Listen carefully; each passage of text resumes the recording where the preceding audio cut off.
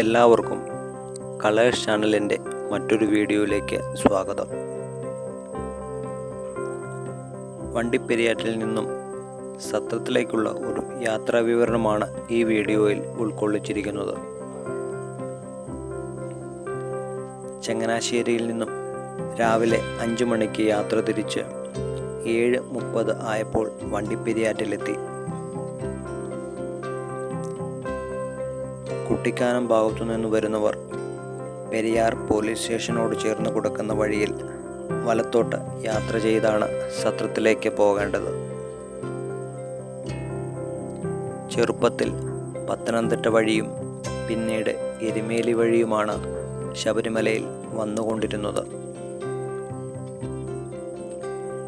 ആദ്യമായിട്ടാണ് എൻ്റെ കൂടെയുള്ളവർ സത്രത്തിലൂടെ ഒരു ശബരിമല യാത്ര നടത്തുന്നത്.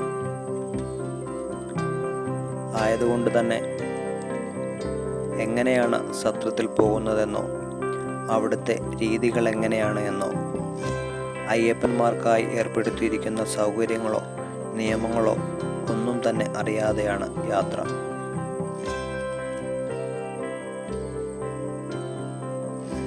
സത്രം വഴിയുള്ള ശബരിമല യാത്രയെക്കുറിച്ച് പലരോടും അഭിപ്രായങ്ങൾ ചോദിച്ചു. പല വീഡിയോകളും കണ്ടു. എന്നാൽ പലരും വ്യത്യസ്തമായ ഉപദേശങ്ങളാണ് നൽകിയത്. വ്യത്യസ്തമായ കാര്യങ്ങളാണ് മനസ്സിലാക്കാൻ സാധിച്ചത്. അതുകൊണ്ട് തന്നെ ഒരു ഉപദേശവും ഉൾക്കൊള്ളാതെയാണ് ഈ യാത്ര. കുറച്ചു ദൂരം യാത്ര ചെയ്തപ്പോൾ ഒരു ചെറിയ ചെക്ക് പോസ്റ്റ് കാണാൻ സാധിച്ചു. അത് കടന്ന് ഞങ്ങൾ യാത്ര തുടങ്ങി. ഇടുങ്ങിയ വഴിയാണ് സത്രത്തിലോട്ടുള്ളത്. എന്നാൽ ഞങ്ങൾക്ക് സൈഡ് തരാൻ കാണിച്ച ആ ടൂറിസ്റ്റ് ബസ്സിൻ്റെ ഡ്രൈവർക്ക് ഒരു നന്ദി കൊടുത്തേ പറ്റൂ.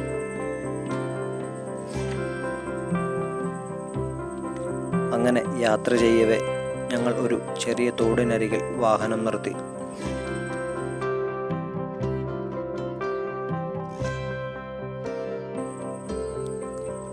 മനോഹരമായ കാഴ്ചകളാണ് ചുറ്റും കാണാൻ സാധിക്കുന്നത്.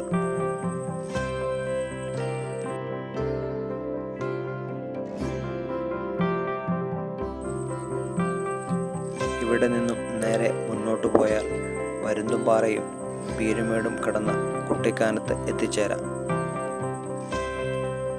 ഗ്രാമ്പി എന്ന മനോഹര ഗ്രാമത്തിലോട്ടും ഈ വഴി തന്നെയാണ് പോകുന്നത്. ഇവിടെ നിന്ന് ഇടത്തോട്ട് യാത്ര ചെയ്യുമ്പോഴാണ് മഞ്ചുമലയും സത്രവും. സത്രത്തിൽ അയ്യപ്പ ഭക്തന്മാരെ ഇറക്കി തിരിച്ചു വരുന്ന വാഹനങ്ങളാണ് ഈ കിടക്കുന്നത്.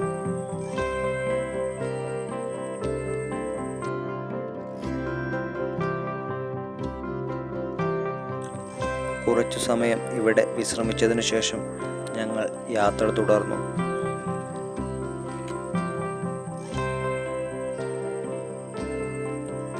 പെരിയാറ്റിൽ നിന്ന് സത്രത്തിലോട്ട് പ്രൈവറ്റ് വാഹനങ്ങൾ കടത്തിവിടുമോ എന്ന് പോലും ഞങ്ങൾക്ക് അറിയില്ലായിരുന്നു. ജീപ്പും ഓട്ടോയും മാത്രമേ കടത്തിവിടൂ എന്നാണ് ഞാൻ വിചാരിച്ചിരുന്നത്. എന്നാൽ പെരിയാറ്റിൽ താമസിക്കുന്ന ജയകുമാർ എന്ന സുഹൃത്താണ് പ്രൈവറ്റ് വാഹനം കടത്തിവിടും എന്ന അറിവ് നൽകിയത്. ഉടനീളം ഇടുങ്ങിയ വഴിയാണ് സത്രത്തിലോട്ടുള്ളത്. ഇരുവശങ്ങളിലും പടർന്നു കിടക്കുന്ന തേയിലത്തോട്ടങ്ങൾ കണ്ടുള്ള യാത്ര വളരെ മനോഹരമാണ്. എൻ്റെ കൂടെയുള്ളവർക്ക് ഇതൊരു തീർത്ഥാടന യാത്രയും എനിക്ക് ഇതൊരു ചെറിയ സഞ്ചാരവുമാണ്. കുട്ടികളുമൊത്ത് സത്രം വഴി ഒരു വൺ ഡേ ട്രിപ്പ് പോകണമെന്നും ട്രക്കിംഗ് നടത്തണമെന്നും വിചാരിച്ചിട്ടുണ്ട്. എന്നാൽ ഇതുവരെ നടന്നിട്ടില്ല.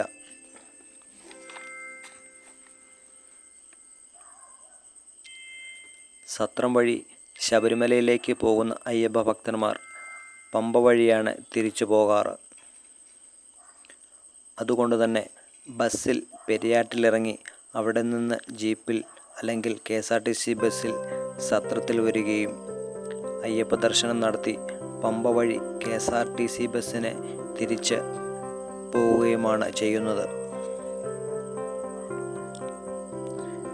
എന്നാൽ സ്വകാര്യ വാഹനങ്ങളിലും അല്ലെങ്കിൽ മറ്റു വാഹനങ്ങളിലും സത്രത്തിൽ വരുന്നവർ കാൽനടയാത്രയായി ശബരിമലയ്ക്ക് പോകുകയും അവർ വന്ന വാഹനം തിരിച്ച് എരുമേലി വഴിയോ അല്ല എങ്കിൽ വണ്ടൻപതാൽ കോരുത്തോട് വഴി നിലയ്ക്കൽ ചെല്ലുകയും അയ്യപ്പ ദർശനം കഴിഞ്ഞു വരുന്ന അയ്യപ്പന്മാരെ കൂട്ടിക്കൊണ്ട് തിരിച്ച് അവരുടെ നാടുകളിലേക്ക് പോകുകയും ചെയ്യുന്നു.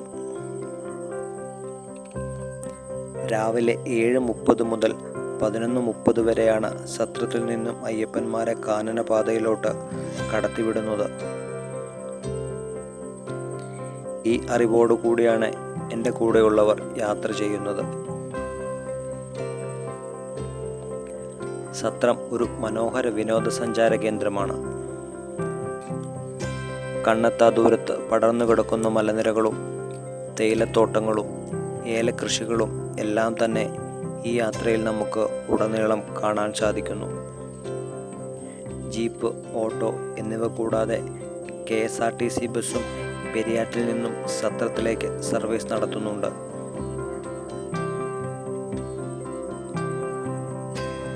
ഇങ്ങനെയുള്ള വിവരങ്ങളൊന്നും തന്നെ ഞങ്ങൾക്ക് അറിയില്ലായിരുന്നു.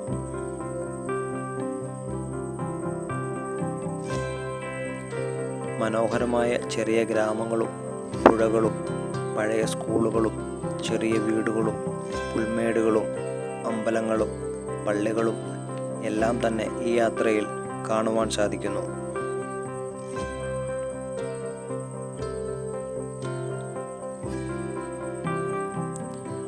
നല്ല തണുത്ത കാറ്റാണ് ഈ പ്രദേശങ്ങളിൽ എല്ലാം തന്നെ.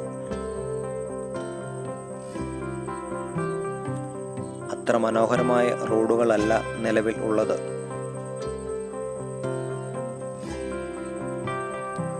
മണ്ഡലകാലമായപ്പോൾ നിരവധി വാഹനങ്ങളാണ് ഈ വഴി കടന്നു പോകുന്നത്. അതിനനുസരിച്ചുള്ള റോഡ് നിർമ്മാണം ഈ മേഖലയിൽ അത്യാവശ്യമാണ്. പോകുന്ന വഴിയിൽ വലിയ വാഹനത്തിരക്ക് കാണാൻ സാധിച്ചില്ല ഞങ്ങൾക്ക്.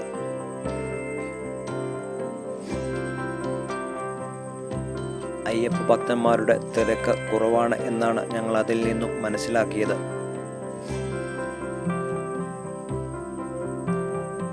അങ്ങനെ മനോഹരമായ കാഴ്ചകൾ എല്ലാം കണ്ട് കുറച്ച് യാത്ര ചെയ്ത് ഞങ്ങൾ സത്രത്തോട് എത്തിച്ചേർന്നുകൊണ്ടിരിക്കുന്നു. രാവിലത്തെ കാപ്പി കൂടി നടക്കാത്തതിനാൽ എല്ലാവർക്കും നല്ല വിശപ്പുണ്ട്. അതുകൊണ്ട് ആദ്യം കണ്ട് ചായക്കടയുടെ മുന്നിൽ കാർ പാർക്ക് ചെയ്ത് എല്ലാവരും പുറത്തിറങ്ങി.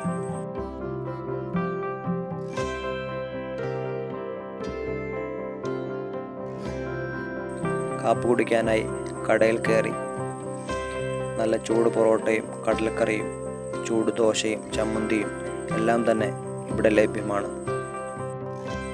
ആഹാരമെല്ലാം കഴിച്ചതിനു ശേഷം സത്രത്തെക്കുറിച്ച് കടയിലെ ജീവനക്കാരോട് തിരക്കി. വളരെ പ്രധാനപ്പെട്ട കുറച്ച് കാര്യങ്ങളാണ് അവരിൽ നിന്നും മനസ്സിലാക്കാൻ സാധിച്ചത്.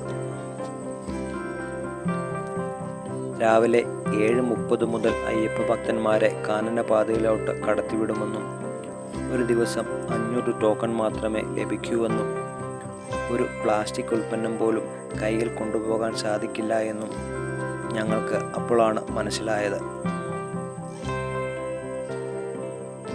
കുടിക്കാനുള്ള വെള്ളം പോലും പ്ലാസ്റ്റിക് കുപ്പികളിൽ കൊണ്ടുപോകാൻ സാധിക്കില്ല.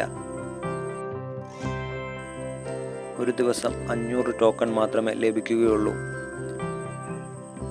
5000 ഭക്തന്മാരെ വരെ ഒരു ദിവസം കാനനപാതയിലോട്ട് കടത്തിവീഴും. തിരക്ക് കൂടുന്നതനുസരിച്ച് രാവിലെ 7:30 മുതൽ ഉച്ചയ്ക്ക് 1 മണി വരെ അയ്യപ്പ ഭക്തന്മാരെ കടത്തിവിടും എന്നാണ് എനിക്ക് അറിയാൻ സാധിച്ചത്. അതിനുശേഷം വരുന്ന അയ്യപ്പ ഭക്തന്മാർ സത്രത്തിൽ വിരിവെക്കുകയും അവിടെ താമസിച്ച് അടുത്ത ദിവസം കാനനപാതയിലേക്ക് യാത്ര ചെയ്യുകയും വേണം.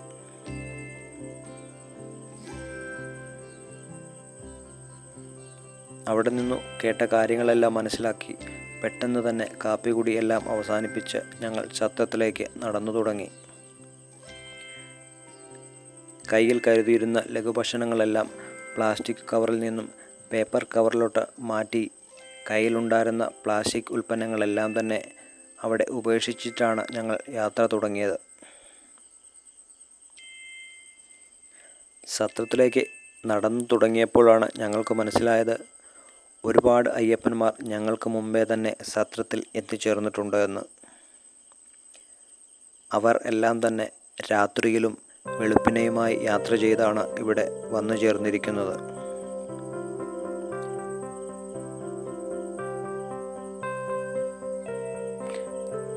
എന്നാൽ ഇപ്പോഴും സത്രത്തിലോട്ട് വന്നു ചേരുന്നവർ ഉണ്ട്.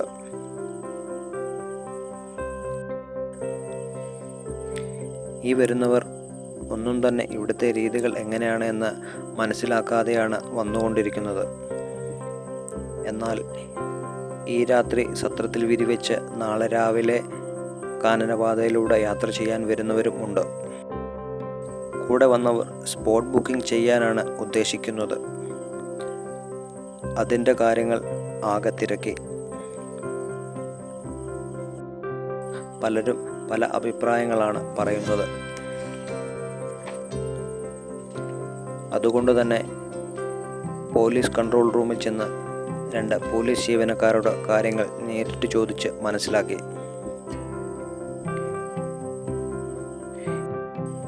ഇവിടെ 2 പോലീസ് കൺട്രോൾ റൂമുകളാണ് ഉള്ളത്. ഒരു കൺട്രോൾ റൂമിൽ സ്പോട്ട് ബുക്കിംഗ് ചെയ്യാം. മറ്റ് കൺട്രോൾ റൂമിൽ നേരത്തെ മുൻകൂട്ടി പാസ് എടുത്തവർ ക്യൂ നിന്ന് ഫോറസ്റ്റ് എൻട്രി പാസ് വാങ്ങണം.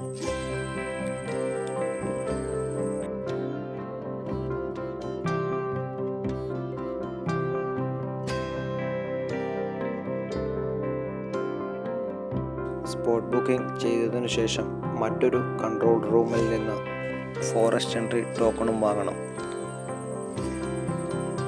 2 കൺട്രോൾ റൂമുകളിലും നല്ല തിരക്കാണ് ഉള്ളത്. കൂടെ വന്ന 3 പേരാണ് ശബരിമലയിലേക്ക് പോകേണ്ടത്. ആയതിനാൽ ഒരാൾ സ്പോട്ട് ബുക്ക് ചെയ്യുന്ന ക്യൂവിൽ നിന്നു, മറ്റൊരാൾ ഫോറസ്റ്റ് എൻട്രി പാസ് കിട്ടുന്ന ക്യൂവിൽ നിന്നു. അങ്ങനെ സ്പോട്ട് ബുക്ക് ചെയ്തതിനു ശേഷം ഫോറസ്റ്റ് എൻട്രി ടോക്കണും ലഭിച്ച് ഒരു ടോക്കണിൽ എത്ര പേർ യാത്ര ചെയ്യുന്നു എന്ന കാര്യങ്ങളും പോലീസിനെ അറിയിക്കുകയും വേണം. നേരത്തെ തന്നെ ബുക്ക് ചെയ്താണ് വരുന്നത് എങ്കിൽ കൂടിയും ക്യൂവിൽ നിന്ന് ഫോറസ്റ്റ് എൻട്രി ടോക്കൺ ലഭിച്ച് പോലീസ് ക്ലിയറൻസ് കിട്ടിയതിന് ശേഷം മാത്രമേ യാത്ര തുടങ്ങുവാൻ സാധിക്കുകയുള്ളൂ. വളരെ വിഷമം തോന്നിയ ഒരു കാര്യം എന്തെന്ന് വെച്ചാൽ നല്ല വെയിലുള്ള സ്ഥലത്താണ് ഈ അയ്യപ്പ ഭക്തന്മാർ എല്ലാം തന്നെ ക്യൂവിൽ നിൽക്കുന്നത്.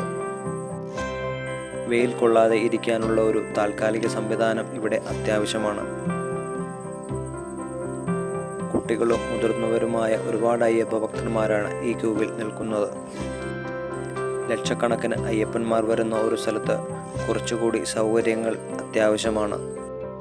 സ്പോട്ട് ബുക്കിങ്ങും പോലീസ് വെരിഫിക്കേഷനും ഫോറസ്റ്റ് എൻട്രി പാസും എല്ലാം ലഭിച്ചതിന് ശേഷം സത്രം ശ്രീ മുരുകൻ ക്ഷേത്രം ദർശനം നടത്തി എല്ലാ അയ്യപ്പന്മാരും സന്നിധാനം ലക്ഷ്യമാക്കി ശരണമന്ത്രങ്ങളോടെ അയ്യപ്പനെ കണ്ട് പ്രാർത്ഥിക്കാൻ ഈ കാണുന്ന കാനനപാതയിലേക്ക് യാത്ര തുടങ്ങി.